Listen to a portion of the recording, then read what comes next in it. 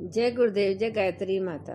गायत्री महाविज्ञान में आगे गुरुदेव जी लिखते हैं कि साधना से एक विशेष दिशा में मनोभूमि का निर्माण होता है।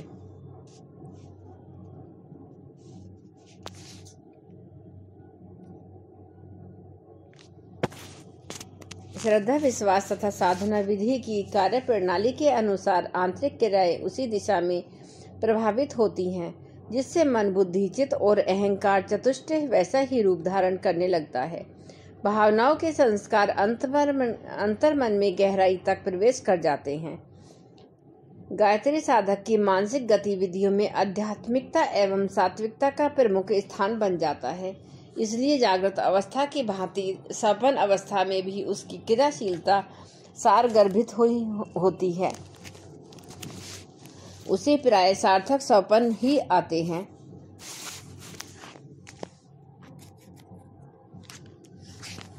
गायत्री साधकों को साधारण व्यक्तियों की तरह निरर्थक सपन प्राय बहुत कम आते हैं। उनकी मनोभूमि ऐसी अव्यवस्थित नहीं होती जिससे चाहे जिस प्रकार के उल्टे सीधे सपनों का उद्भव होता हो। जहाँ व्यवस्था स्थापित हो चुकी है वहाँ की क्रियाएं भी व्यवस्थित होती हैं। गायत्री साधकों के सपनों को हम बहुत समय से ध्यानपूर्वक सुनते रहे हैं और उनके मूल कारणों पर विचार करते रहे हैं। तदनुसार हमें इस निष्कर्ष पर पहुंचना पड़ा है कि लोगों के सपन निरर्थक बहुत कम होते हैं। उनमें सार्थकता की मात्रा अधिक रहती है। निरर्थक सपन अत्यंत अपूर्ण होते हैं। उनमें केवल किसी बात की छोटी सी झांकी होती है, फिर तुरंत उनका तारतम्य बिगड़ जाता है। दैनिक व्यवहार की साधारण क्रियाओं की सामान्य स्मृति मस्तिष्क में पुनः पुनः जागृत होती रहती है और भोजन, स्नान, वायु सेवन जैसी साधारण बातों की दैनिक स्मृति के अस्त व्यस्त सपन दिखाई देते हैं। ऐसे सपनों को निरर्थक कहा जाता है। सार्थक सपन कुछ विशेषता लिए हुए होते हैं। उनमें कोई विचित्रता, नवीनता, घटनाक्रम एवं प्रभावोत्पादक क्षमता होती है। उन्हें देखकर मन में भय, शोक, चिंता, क्रोध, हर्ष, विवाद, लोभ, मोह आदि के भाव उत्पन्न होते हैं। निद्रा त्याग देने पर भी उसकी छाप मन पर बनी रहती है और चित्त में बार बार यह जिज्ञासा उत्पन्न होती है कि इस सपन का अर्थ क्या है। साधकों के सार्थक सपनों को 4 भागों में विभक्त किया जा सकता है। पूर्व संचित कुसंस्कारों का निष्कासन, श्रेष्ठ तत्वों की स्थापना का प्रकटीकरण, भविष्य संभावना का पूर्वाभास, दिव्य दर्शन। इन 4 श्रेणियों के अंतर्गत विविध प्रकार के सभी सार्थक सपन आ जाते हैं। कुसंस्कारों का निष्कासन। कुसंस्कारों को नष्ट करने वाले सपन पूर्व संचित कुसंस्कारों के निष्कासन में इसलिए होते हैं कि गायत्री साधना द्वारा आध्यात्मिक नए तत्वों की वृद्धि साधना साधक के अंतःकरण में हो जाती है। जहाँ उस वस्तु रखी जाती है वहां से दूसरी को हटाना पड़ता है। गिलास से पानी भरा जाए तो उसमें से पहले से भी भरी हुई वायु को हटाना पड़ेगा। रेल के डिब्बे में नए मुसाफिरों को स्थान मिलने के लिए वह आवश्यक है कि उसमें से बैठे हुए पुराने मुसाफिर उतरें। दिन का प्रकाश आने पर अंधकार को भागना ही पड़ता है। इसी प्रकार गायत्री साधकों के अंतर्जगत में जिन दिव्य तत्वों की वृद्धि होती है उन कुसंस्कारों के लिए स्थान युक्त होने से पूर्व संस्कारों का निष्कासन स्वाभाविक है। यह निष्कासन जागृत अवस्था में भी होता रहता है और सपन अवस्था में भी। विज्ञान के सिद्धांत अनुसार स्फोट द्वारा उष्णविरणीय के पदार्थ जब स्थान जीवित होते हैं तो एक झटका मारते हैं। बंदूक तब चलाई जाती है तो पीछे की ओर एक जोरदार झटका मारती है। बारूद जब जलती है तो एक धड़ाके की आवाज होती है।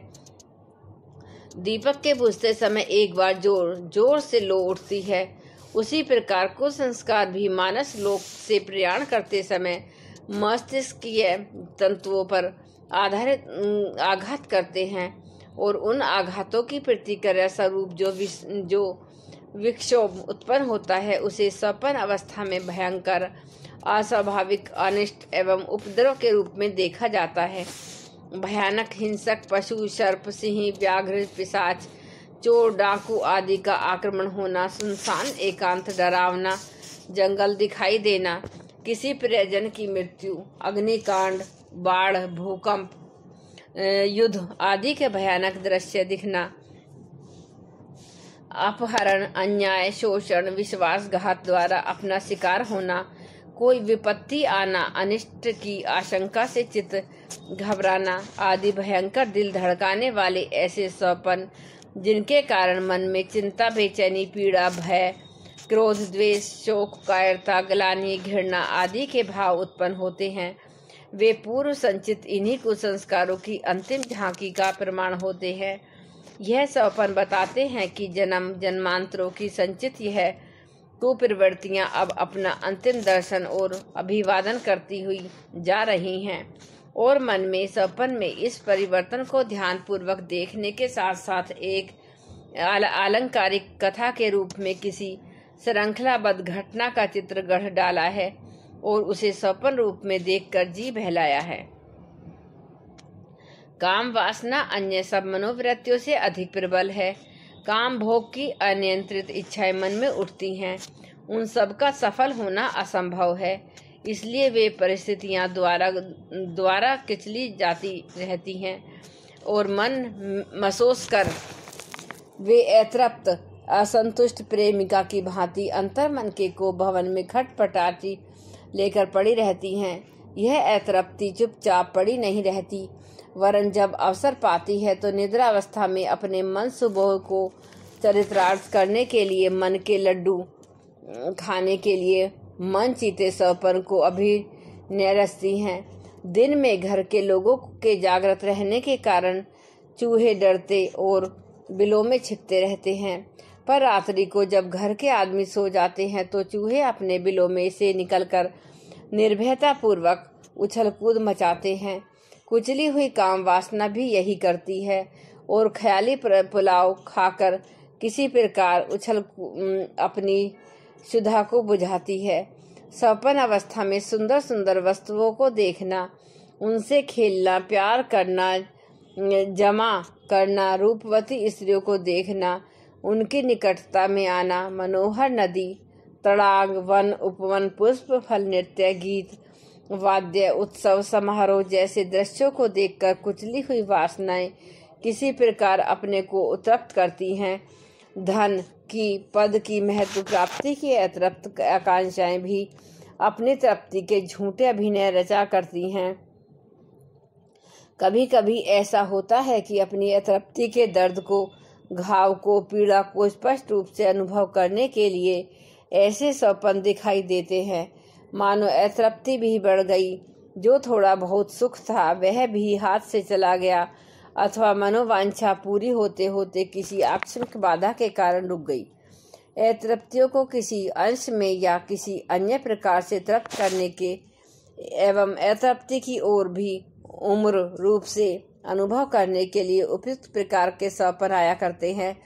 यह दबी हुई प्रवृत्तियां गायत्री की साधना के कारण उखड़कर अपना स्थान खाली करती हैं, इसलिए परिवर्तन काल में वे अपने गुप्त रूप को प्रकट करती हुई विदा होती हैं।